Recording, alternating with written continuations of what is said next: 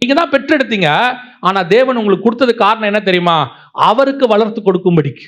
இப்ப நாம அந்த சித்தத்தையே செய்யறது இல்ல. கர்த்தருக்கு இம்பார்ட்டன்ஸ் இல்ல, பசங்களுக்கு இம்பார்ட்டன்ஸ்.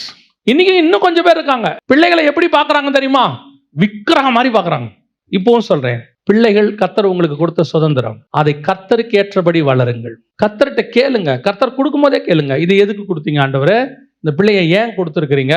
இது எதுக்காக பரலோகம் எனக்கு கொடுத்துருக்குது? பாருங்க, பைபிள்ல ஒரு பிள்ளையை கூட ஆண்டவர் சும்மா கொடுக்கல. ஒவ்வொரு பிள்ளைக்கு பின்னாடியே கர்த்தருக்கு என்ன இருந்துச்சு? திட்டம் இருந்துச்சு. உங்களுக்கு கொடுத்த பிள்ளைக்கு பின்னாடியும் திட்டம் இருக்கு.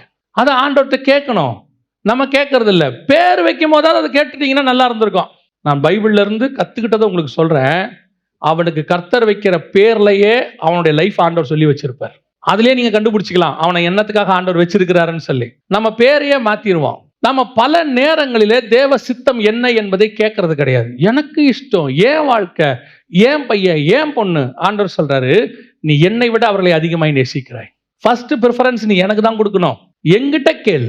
ஏன்னா பிள்ளையை கொடுத்தது நான். என்ன கேளு, அவங்களை என்ன வளர்க்கணும்னு நான் சொல்றேன்.